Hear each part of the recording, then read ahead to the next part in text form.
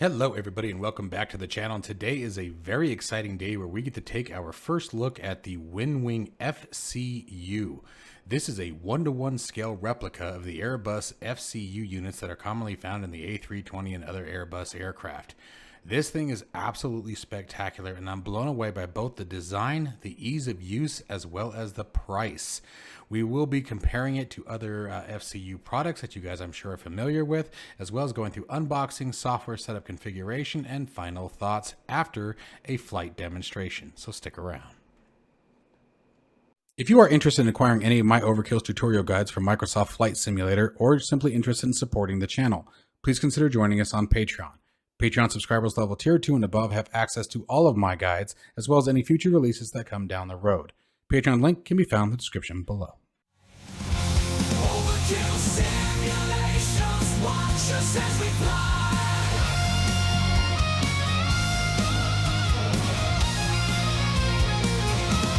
Overkill simulations, a thrill will never die. All right, you guys, so a quick disclaimer. This product was provided to me by WinWing, but all of my thoughts and opinions are my own. I was not told to script anything, simply to be honest about the product.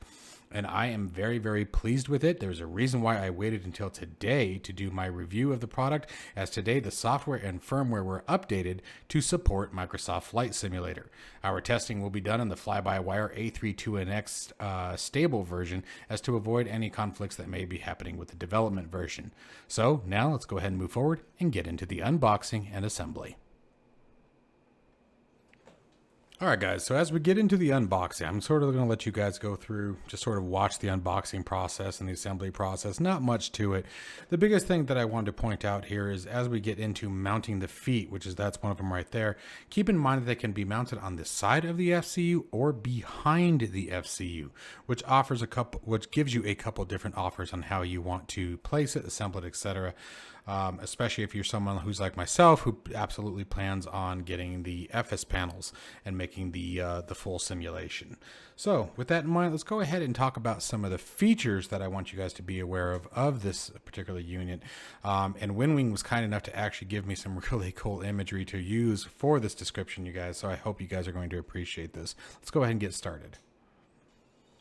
All right, so now that I'm done making my magic tricks like a fool here, I want to talk about first thing. This thing is a 1-to-1 scale. Now we all know what the current competition is. It's the mini FCU, which is obviously smaller. So both vertically and longitudinally, if you will, horizontally, it is a 1-to-1 scale of the real Airbus FCU. And when the whole unit is complete, it'll be a 1-to-1 scale of the entire glare shield. So that part is extremely appealing to me, as I have very large hands and often find myself really struggling with small controls. So for me, this is a very, very nice feature and something that I actually enjoy. The other thing that I'm really impressed with is, as we think of 1-to-1 scale, also remember though, that it is not near as deep as the mini FCU. It's only a couple of inches deep, which obviously will make things like designing your own cockpit significantly easier. WinWing's also new record-breaking dual mode drive introduces data-driven and stream-driven dual displays, which gives it compatibility with all A320 modules of Microsoft Flight Simulator, XPlane 11 and 12. It also creates a very, very nice and very smooth digital display experience that you guys will get to see later on in the video when we do the live test. The other really awesome thing about this particular device, in the way that it works with the Sim App Pro, is that it has the realistic coloring and lighting. Not only is it realistic coloring and lighting in comparison to the real world A320 that it is based off of, and we'll see that as a match later on when we fly the fly-by-wire A32NX, but it also has the 1-to-1 dimming capability, meaning that when you dim the LCD screens inside the Sim, they will dim on your FCU. Same thing with the backlighting, which was, for me, a lot of fun, because I think this is the first device that I've ever owned that has this kind of capability, and it was a lot of fun. It just adds that much more to the immersion. And now we've come to what I would consider the cream of the crop of this unit, and any of the units that have this functionality, doesn't matter. But the WinWing operating like the real pilot, meaning that all the knobs, buttons, rotors, etc. that are found on this FCU operate as they do in the real aircraft, which means you also have the push and pull functionality that you would find on the real FCU. So it makes things like managing your either open descent versus managed descent, heading mode versus nav mode, speed versus managed speed, vertical speed, engage and disengage simply by pushing, pulling, etc. Whatever action you would make in the real aircraft, you make in this, which is a lifesaver. Made it so much fun to fly, which you guys will see shortly. All right, now as we get into a brief assembly, I'm not going to show necessarily the entire thing, but we'll go ahead and talk about some of the mounting options that this thing does come with right out of the box. So first off, you guys can see that I'm starting to work on assembling the feet, but this plastic wrap is clearly smarter than I am because I absolutely struggled to get it off of there. But anyway, the first one came out nice and easy. But so talking about the mounting options and the sort of dilemma that I'm actually personally in is how I want to do it. So first off, the feet can go either on the side or on the back.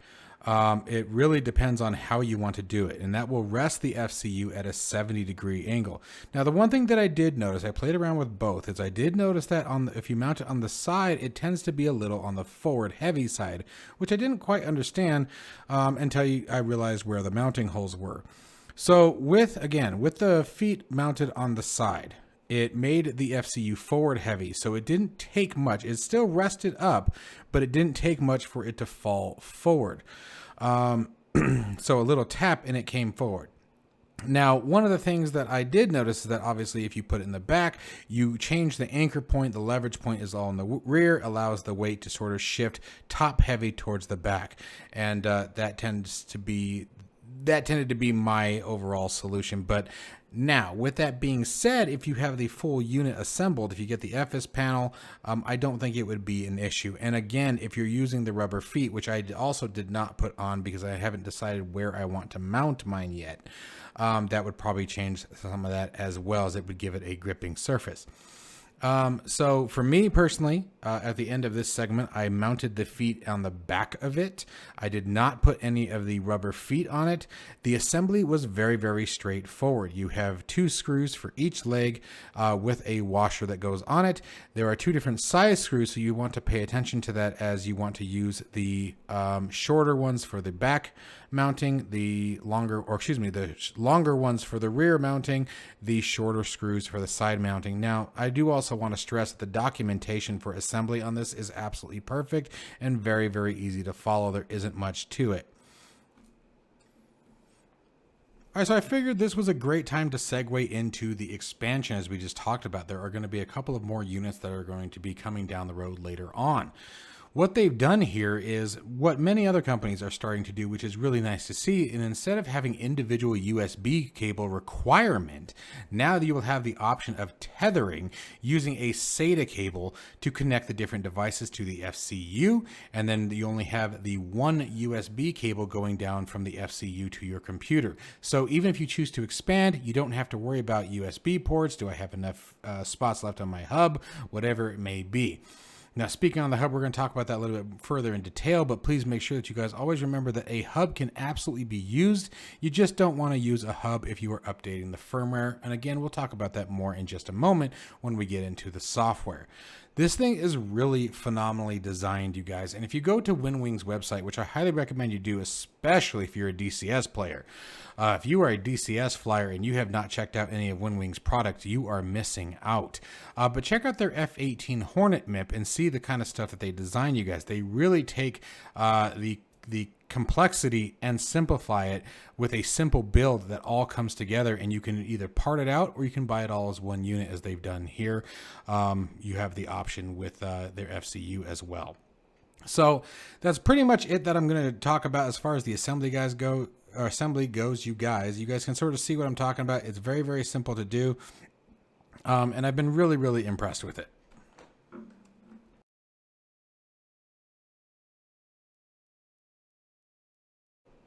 All right, so now jumping into the software, things remain just as simple and easy as you guys have been seeing thus far. It is very, very well thought out, and I really enjoy how easy this was.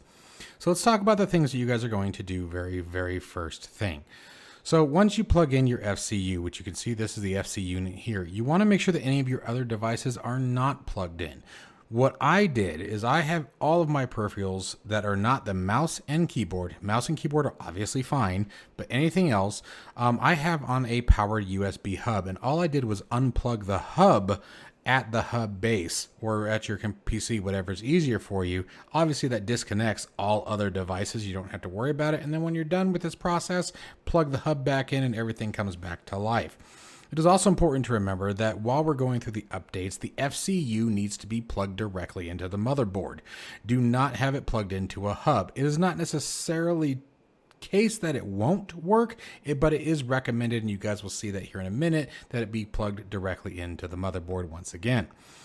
So once we go through this, we've disconnected all this. By the way, guys, this is the WinWing Combat and Takeoff panel. I highly recommend these if you guys don't have these. I have had these for years, ever since they first launched. This is their legacy version. I know they've redone these since then, but I use these with Microsoft Flight Simulator all the time. Typically, like for example, this guy's my flap. That's obviously my landing gear.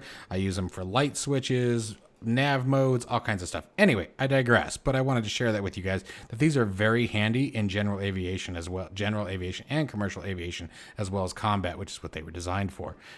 Anyway, going back to what we're the subject at hand.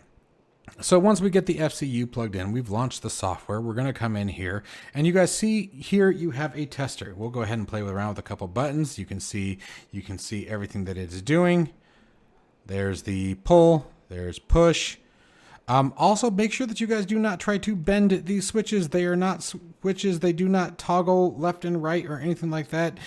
Even the instructions mention that, and please keep in mind that's not how, if it doesn't work like that in the real one, it doesn't work like that here.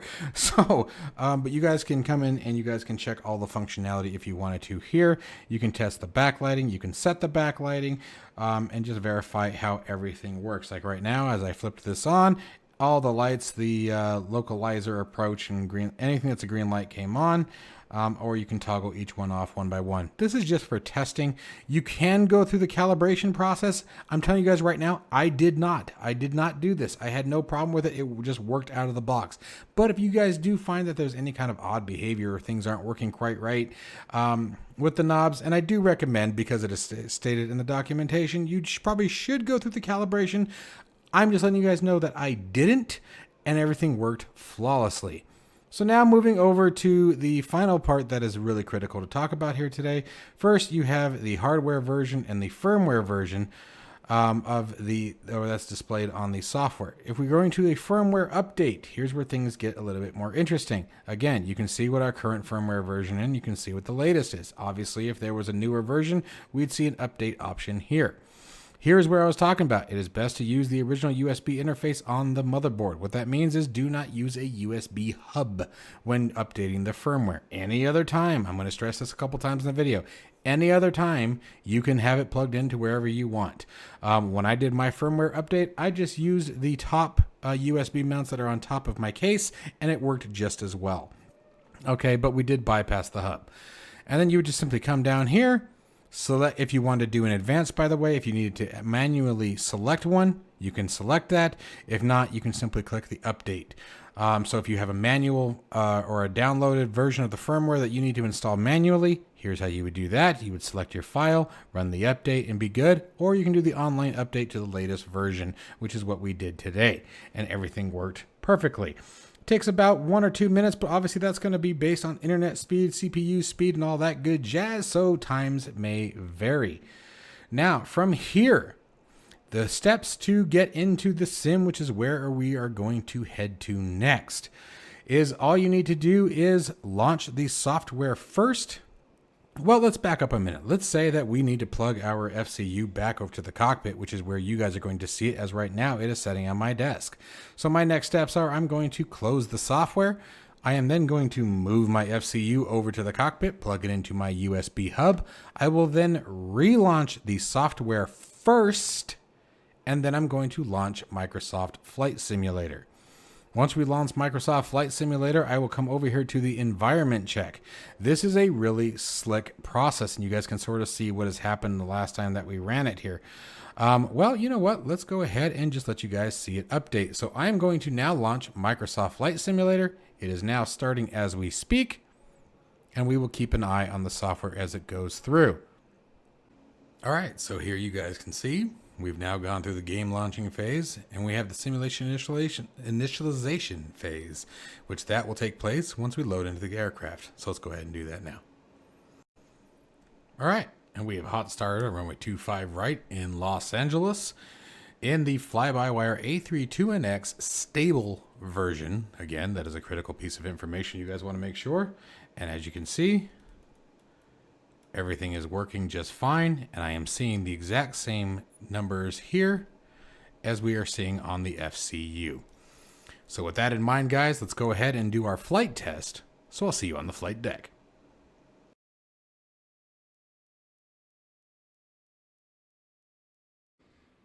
All right, guys, so now that we're in the aircraft for a quick demo, this is just sort of going to be basic operation, nothing too crazy. I do have a full flight of this with this module that we'll be releasing either later tonight or first thing tomorrow. We're sitting on the runway at 25 right in Los Angeles, and we're just in the default fly-by-wire. I have been really, really impressed with this so far. One of the things that I really enjoy is, so first off, let's talk about the backlighting. If you adjust the backlighting in the aircraft, the backlighting on the FCU updates. Screen backlight, same thing. Okay. So that part's really nice. By the way, guys, again, I have not mounted this yet because I haven't decided where I want to permanently have it. I'm going to be messing around with some of my config now that I have this, because this changes a lot of things for me. So you'll see it wiggle and move. That is intentional. That is because I have not mounted it. But there are feet and rubber feet and things like that we can put on. I just don't want it yet because I haven't decided what I'm going to do. Anyway, so if we want to go into heading mode. Okay, so there's heading mode. Okay, I would set it. If I want to go back into nav mode, you give it a push. Pull it. And we're back in heading mode. Okay, and notice that when I pull it, so like if we set it to something different, if I pull it again, oh wait, no, it's the switch. Sorry, I don't fly-by-wire bunch anymore. But if when we go back into it, it automatically synchronizes. Again, it would be a lot easier if I had it mounted. So that would be a lot more smooth. But we want to adjust our altitude. Say our clearance is 15,000. The thousands to 100 feet selector works just as expected. Tuning is very, very easy. And then we'll play around vertical speed and all that good jazz once we get up there. Speed. Let's see here. What did I forgot what the MCDU said. 126. Let's do 126 plus 5. So there's 131 in the box. Okay. We can do our auto throttle. Oh, wait. No, I can't. Not yet. So now, let's just come up here for a second. Let me move this up here. Probably make a bit more sense for you guys. You can see the cockpit still.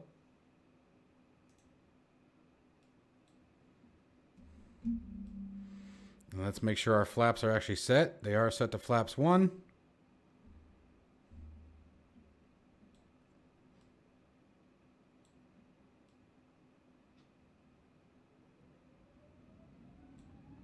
Parking brake.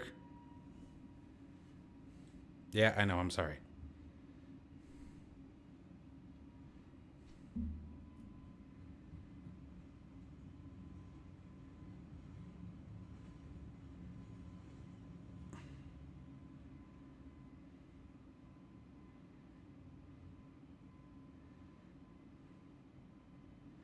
Okay, there's auto throttle, autopilot, nav mode.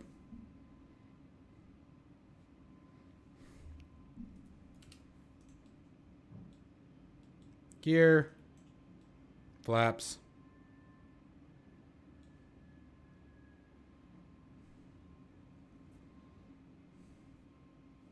thrust levers to climb,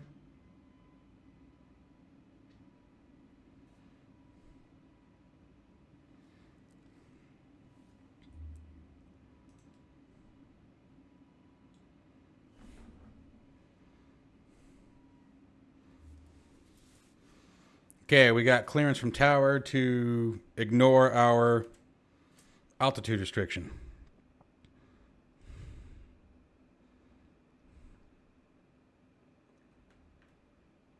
Go to open climb. By giving it the pull, we're on our way. We want to go to vertical speed instead.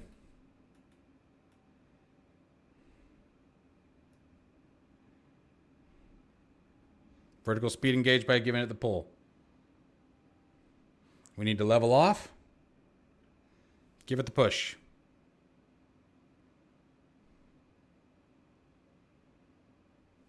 Resume manage climb. Back in climb mode. This thing is slick, dude. Everything works. We want to expedite that climb. There's the expedite button. And you can see expedite climb highlighted over here on the PFD. Everything just works absolutely beautiful. Again, I have a full flight coming up. We want to set our speed. Let's say we want to lock in at, I don't know, 280. You swap between the Mach and speed, just like we did before. Everything works. And guys, this is straight out of the box. You start the software, start the sim, load up the fly-by-wire or whatever aircraft you happen to be running, and voila, it just works. I had to do no configuration, no programming. I didn't have to go through the calibration process that people were talking about in other videos. I didn't have to do anything. I updated the firmware. I updated the software this morning. I loaded up the, I launched the software. I loaded up the simulator, and it just worked. Let's reset our altitude now. Let's go back to thousands of feet, shall we? Let's go up to our cruise level. There we go. Absolutely slick. So let's go ahead and continue on with final thoughts thus far in the fly-by-wire, or with the FCU. With the fly-by-wire. I guess that's still true.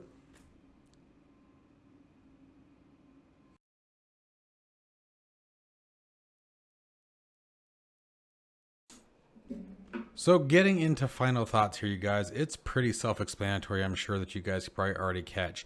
I love the texturing. I love the design. I love the effort that was put into the ease of use of it, the integration options, the fact that's a simple double click of the Sim App Pro software, to the installation and updates of the drivers. Everything was just smooth. I didn't have any issues with it. And that's part of why I waited until the Microsoft Flight Simulator support was officially released before I did any kind of content on this, is because I wanted to make sure that I represented this product with its best option, especially given the fact that it has such a big competition with the Mini FCU. In my personal opinion, being completely genuine, now I am not an owner of the Mini FCU, but there's one big piece that we talked about earlier that just is really hard to ignore, and that is the fact that the Mini FCU is $250 US at the time of this recording, and actually I think it's a little higher than that. Where this thing right now, if you do a pre-sale, is $99. That is a huge difference, and that is very, very hard to argue with. The fact that the FS are coming and they're going to a full one-to-one scale for me is another big or I should say pro. Let's just call it a pro for me. As far as cons, I really don't have any. Okay, so if I were to pull out a couple of cons that I've noticed so far, and this is, remember, this is still early stages. It's not even officially released yet. We're still in pre-sale, so keep that in mind, please. My cons right now would be wanting to configure it with different aircraft and have the displays work. I don't know if that's an option yet, how that's going to work. For example, if we wanted to figure out how to make it work with the PMDG 737.